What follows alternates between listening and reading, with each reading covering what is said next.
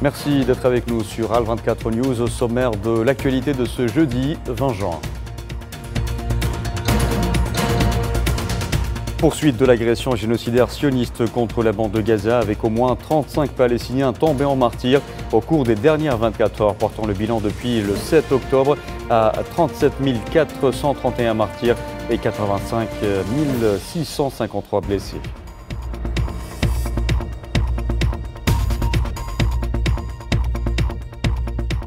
L'hôpital européen de Khan Younes au sud de Gaza, submergé par le nombre de victimes des raids sionistes, dont le dernier ayant visé Rafah et ses environs.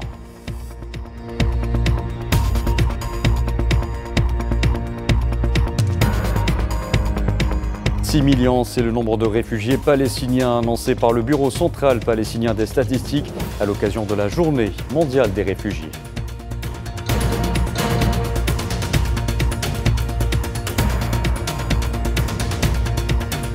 Et puis la sécurité en Asie-Pacifique au centre d'entretien à Hanoï entre le président russe Vladimir Poutine et son homologue vietnamien To Lam.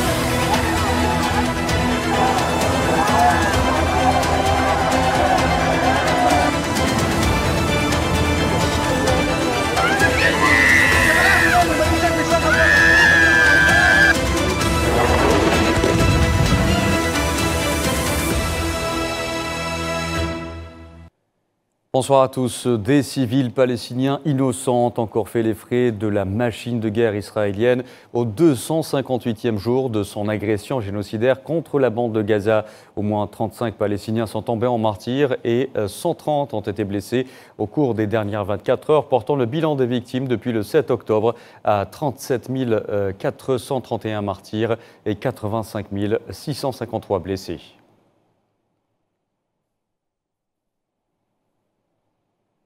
Et dès l'aube ce jeudi, plusieurs Palestiniens sont tombés en martyrs et d'autres ont été blessés après que des avions de combat de l'entité sioniste ont ciblé une maison dans le camp de réfugiés de Nusayrat, dans le centre de la bande de Gaza, ayant fait 2 martyrs et 12 blessés.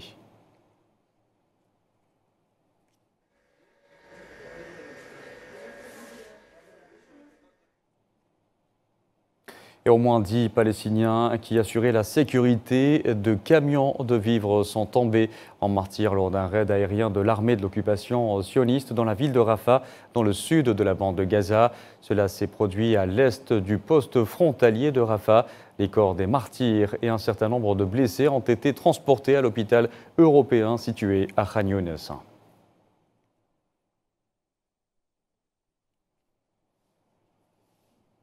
Et l'hôpital européen, justement, au sud, est bien qu'il soit le deuxième plus grand établissement sanitaire de la bande de Gaza, est submergé par un afflux massif de victimes qui racontent leur traumatisme après les bombardements aveugles de l'armée de l'occupation.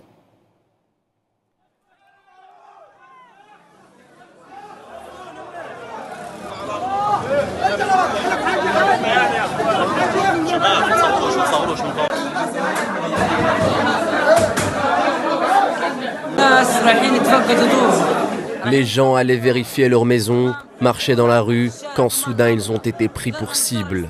Ils étaient chassés comme des oiseaux, des roquettes ici et là, on ne savait pas qui porter, il y avait des martyrs allongés sur le sol. Nous avons essayé de porter autant de martyrs que possible. Nous voulions rentrer chez nous et nous avons vu 3 drones voler au-dessus de nous. Soudain, un drone nous a frappés. J'ai vu des blessés partout. Je ne savais pas que j'étais blessé. J'ai essayé de me mettre à l'abri près d'un arbre. Ils sont venus et m'ont amené ici. Voilà ce que j'ai vu. Et les rapports s'accumulent autour des pratiques inhumaines de l'entité sioniste. Le dernier en date est celui exposé par la chef de la commission d'enquête internationale indépendante des Nations Unies, chargée des crimes commis dans les territoires palestiniens occupés, Navi Pillay, qui a accusé l'occupant israélien d'extermination des Palestiniens. Les détails avec Sohila Kilay. L'armée sioniste procède à l'extermination des Palestiniens et les auteurs d'abus devront être traduits en justice. Ce sont là les conclusions d'un rapport de l'enquête de l'ONU sur le génocide en cours à Gaza. La présidente de la commission d'enquête sur le territoire palestinien occupé, Navi Pillay, a déclaré que l'entité sioniste était seule responsable des violations les plus graves du droit international connu sous le nom de crimes contre l'humanité. Nous concluons que les autorités israéliennes sont responsables de crimes de guerre, de crimes contre l'humanité et de violations du droit international humanitaire et des droits de l'homme, y compris l'extermination en dirigeant intentionnellement les attaques contre des civils et des biens de caractère civil. Le meurtre ou l'homicide volontaire, l'utilisation de la famine comme méthode de guerre, le transfert forcé, la persécution sexiste ciblant les hommes et les garçons palestiniens, la violence sexuelle et sexiste équivalent à la torture et les traitements cruels ou inhumains. Le rapport de l'ONU fustige l'absence de coopération de l'entité sioniste. L'enquête dévoile que sur le terrain, les forces de Netanyahou ont entravé le travail de la commission en lui interdisant d'accéder à Gaza et au territoire palestinien occupé. Par ces pratiques, l'entité sioniste veut évidemment empêcher les enquêteurs de s'enquérir de visu du carnage qui se tient à huis clos à Gaza et d'empêcher les populations de témoigner de tout ce qu'elles subissent. En d'autres termes, le pouvoir sioniste veut continuer à massacrer le plus grand nombre possible d'êtres humains en toute impunité, sans être dérangé dans sa sale besogne. Nous avons constaté que le nombre immense de victimes civiles à Gaza et la destruction généralisée des biens et infrastructures civiles étaient le résultat inévitable d'une stratégie intentionnelle visant à causer un maximum de dégâts au mépris des obligations juridiques de distinction, de proportionnalité et de précaution adéquates. Un rapport de plus qui vient incriminer l'entité sioniste et la mettre face à ses responsabilités, dans ce qui est bien parti pour être le pire génocide commis sur Terre. Après la Cour pénale internationale et la Cour internationale de justice, l'ONU vient à son tour présenter des preuves tangibles et accablantes des massacres sionistes en Palestine. Mais cela suffira-t-il réellement pour mettre un terme définitif à toutes ces exactions sommaires et à ces violations du droit international ? Et l'entité sioniste est isolée, même dans le monde sportif. La ville de Bruxelles a estimé impossible la tenue du match de Ligue des Nations entre la Belgique et l'entité sioniste prévue le 6 septembre. La capitale belge a notamment évoqué le contexte géopolitique et l'insécurité liée à l'agression sioniste contre la bande de Gaza.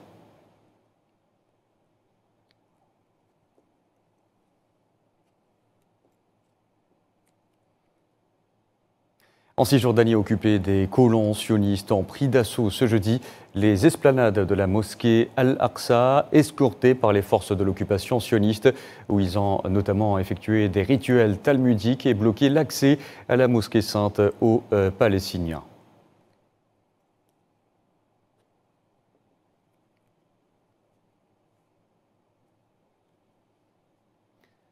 La Cisjordanie, où les forces de l'occupation sioniste ont arrêté dans la nuit d'hier au moins 20 Palestiniens dans différents gouvernorats. Parmi ces personnes arrêtées figure le docteur Aziz Dweik, ancien président du Conseil législatif et le frère du martyr Arafat Hamdan, décédé dans les prisons de l'occupant sioniste, ainsi que des enfants et d'anciens détenus. Le nombre total de Palestiniens arrêtés en Cisjordanie occupée depuis le 7 octobre dernier s'élève à plus de 9300.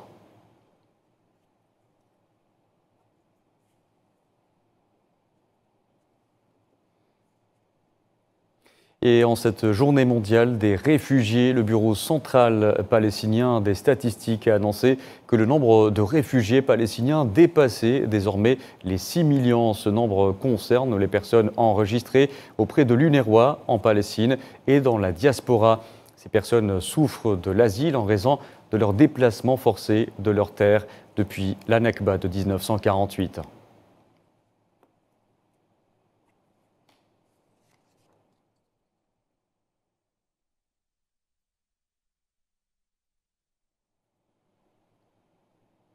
Par ailleurs, une attaque de drone sioniste qui a visé un véhicule se dirigeant vers la ville de Serifa au sud du Liban a causé la mort en martyr d'une personne. L'escalade de l'entité sioniste avec le Liban a pris une nouvelle dimension, notamment après l'annonce par l'entité sioniste de la validation des plans opérationnels pour une offensive au Liban. Cela a fait réagir le chef du Hezbollah, Hassan Nasrallah, qui a promis une bataille sans règles ni retenue en cas de guerre imposée au Liban.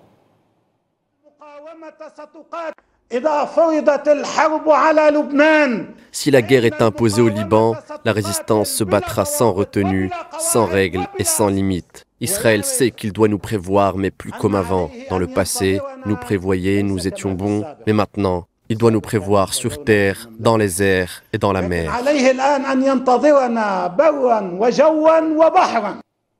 Et après le discours de Hassan Nasrallah, des habitants de la capitale libanaise Beyrouth ont réagi aux menaces croissantes de l'entité sioniste, exprimant leurs inquiétudes.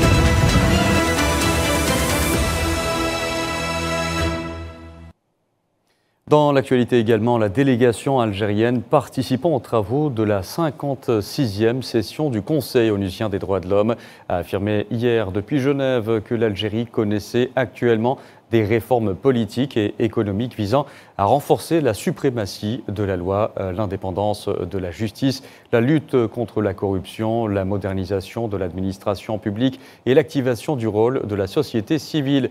Cette précision a été faite par la délégation algérienne dans un communiqué lors du dialogue interactif au titre du deuxième point de l'ordre du jour sur le rapport annuel du Haut-Commissaire aux droits de l'homme. Processes continue within the constitutional framework. The Interim Secretariat on Truth and Reconciliation has held 6. L'Algérie vit une batterie de réformes politiques et économiques appuyées par les principes conformes à la Constitution de 2020. Celle-ci vise après tout à renforcer l'état de droit et à la lutte contre la corruption, l'activation de la société civile libre et responsable. Conformément à ces engagements, l'Algérie organise à cet effet des élections le 7 septembre 2024, confortant ainsi l'engagement de notre pays dans le processus constitutionnel. En parlant de droits de l'homme, Idriss Farhan, le journaliste marocain détenu en Italie, devra comparaître devant la justice italienne demain pour statuer sur une demande d'extradition formulée par les autorités marocaines, selon des médias italiens. Le journaliste en question a été arrêté fin avril sur la base de plaintes malveillantes émanant du Marzen, après que celui-ci ait dénoncé à travers des articles de presse publiés sur son site internet Shorouk News 24 la corruption du Palais Royal, son implication dans le trafic de cocaïne au sein du réseau Escobar et la corruption au sein des services marocains de sécurité et de renseignement. Pour rappel, ce directeur de publication d'un site d'information est poursuivi par la justice marocaine pour diffamation, calomnie, insulte contre les institutions et atteinte à la souveraineté et à l'image du Maroc. Driss Farhan fait l'objet d'un mandat d'arrêt international émis par le juge d'instruction près la cour d'appel de Fès. Il faut savoir qu'il ne s'agit pas de la première fois que des journalistes marocains qui dénoncent les abus de pouvoir, la corruption, les malversations et le narcotrafic pratiqués par le Makhzen fassent l'objet de poursuites judiciaires de la part du Palais royal marocain, pour n'en citer que l'affaire de Omar Radi et de Souleymane Raissouni, deux journalistes emprisonnés sans jugement à des fins évidentes de règlement de compte.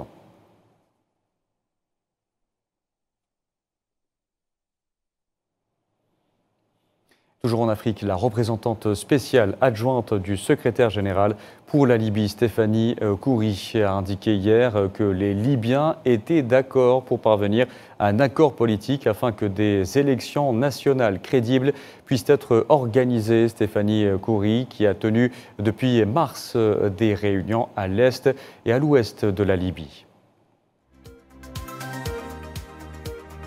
J'ai eu des rencontres et j'ai commencé des consultations avec l'écoute des préoccupations du peuple libyen et leurs problèmes qui concernent l'opération politique qui sera d'ailleurs menée. Ils se sont exprimés sur l'opération politique qui sera menée et dirigée par des Libyens.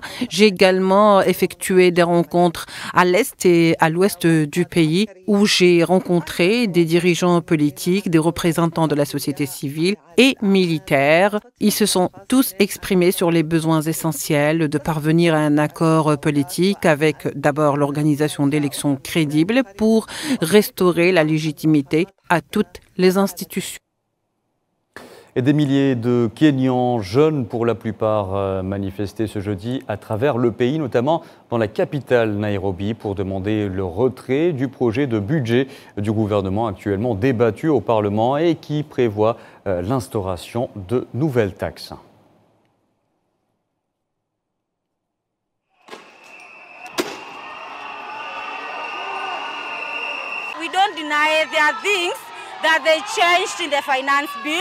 Nous ne nions pas qu'il y a des choses qu'ils ont changées dans le projet de loi de finances, mais d'après ce que j'ai compris, ils sont passés d'un point à un autre. Alors, aujourd'hui, comment peut-on taxer un patient atteint d'un cancer ? Comment peut-on taxer un patient diabétique ? Vous êtes à ce point inhumain. Je vous le disais en titre, le président russe Vladimir Poutine, en visite à Hanoï, s'est engagé ce jeudi à développer les relations entre la Russie et le Vietnam à l'issue d'une réunion bilatérale avec son homologue vietnamien To Lam. Il était notamment question de sécurité en Asie-Pacifique.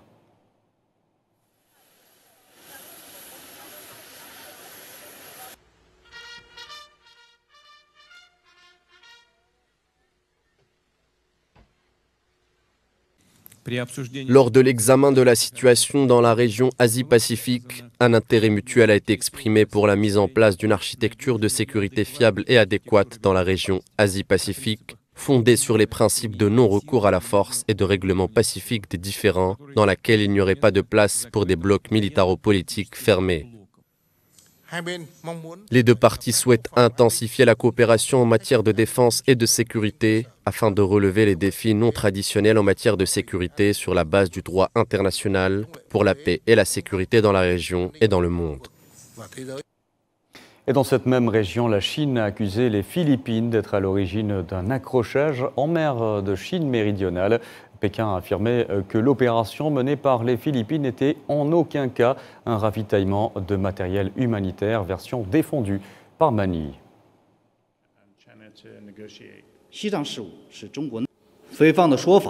Ces actes des Philippines n'avaient absolument rien à voir avec le réapprovisionnement en produits humanitaires. Des navires philippins ont non seulement tenté d'introduire en douce des matériaux de construction, mais aussi du matériel militaire.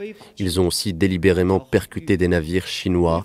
Ces marins philippins ont également jeté de l'eau et lancé des objets sur les forces de l'ordre chinoises. Ces pratiques ont évidemment aggravé les tensions en mer et ont sérieusement menacé la sécurité du personnel et des navires chinois. Et pendant ce temps, les armées de l'air de la Corée du Sud et des États-Unis conduisent pendant 4 jours des exercices militaires impliquant notamment des chasseurs sud-coréens KF-16 et des avions d'attaque au sol américains AC-130J.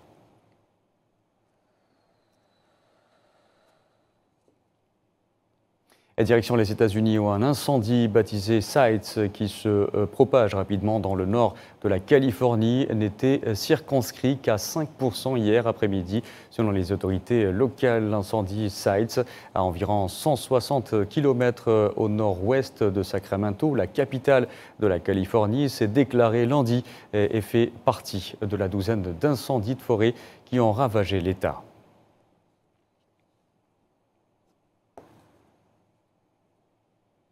En France, à présent, le paysage politique n'a plus connu d'accalmie depuis la dissolution de l'Assemblée nationale. L'éventualité de l'arrivée de l'extrême droite au pouvoir fait craindre au reste de la classe politique un changement radical à gauche. L'heure est à l'union contre la menace du Rassemblement national. Safouane Bessabri.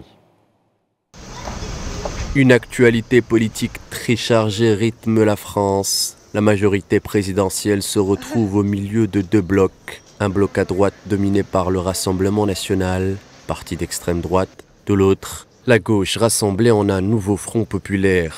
Une nouvelle configuration politique qui inquiète le Premier ministre français, craignant de voir l'extrême droite arriver au pouvoir, un sans précédent en France. Le jour d'après, si l'extrême droite l'emportait, ils seraient aux commandes. Le jour d'après, ce seraient leurs idées qu'ils mettraient en œuvre. Le jour d'après, ce seraient les violences qu'ils attisent, qui s'exprimeraient à visage découvert. Ce seraient les haines qu'ils défendent qui se débrideraient. À droite, ils ne sont pas tous prêts à adopter cette posture vis-à-vis du Rassemblement national. Il a fallu une dissolution de l'Assemblée pour rompre le cordon sanitaire entre la droite républicaine et l'extrême droite. À l'image d'Éric Ciotti, chef controversé et remis en cause des Républicains, il s'affiche désormais publiquement avec Jordan Bardella, une scène inimaginable il y a 2 ans. Il serait désormais 54% des sympathisants de droite à envisager une alliance avec l'extrême droite, une première. Toujours est-il que l'éventualité de voir arriver le Rassemblement national au pouvoir a provoqué un sursaut populaire. Des personnalités du monde des sports, de l'art sont montées au créneau pour appeler à faire barrage face à l'extrême droite. Un barrage fissuré par une politique de longue haleine de dédiabolisation du Rassemblement national, engagée par Marine Le Pen, doublée d'une explosion dans la droite classique française. Le paysage politique français se divise désormais en 3 blocs, la gauche unifiée, le centre et l'extrême droite. Dans l'actualité aussi, de nombreux policiers et gendarmes sont toujours mobilisés sur un axe routier en direction de Mont-d'Or en Nouvelle-Calédonie. Après avoir essuyé des tirs, le territoire français du Pacifique continuant d'être en proie à la violence depuis le vote d'un projet de réforme constitutionnelle suspendu après la dissolution de l'Assemblée nationale.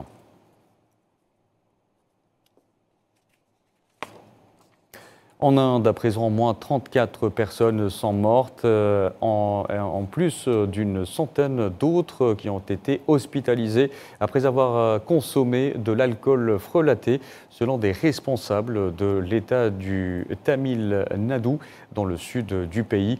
Dans un nouveau bilan, un mélange de boissons locales et de méthanol toxique est à l'origine de l'empoisonnement mortel.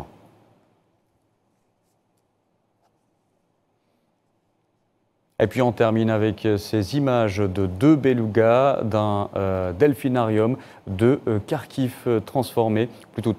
transféré à l'aquarium de Valence. Cela a été rendu possible grâce à une opération internationale dite à haut risque menée avec succès, selon une annonce du centre océanographique de cette ville de l'Est de l'Espagne.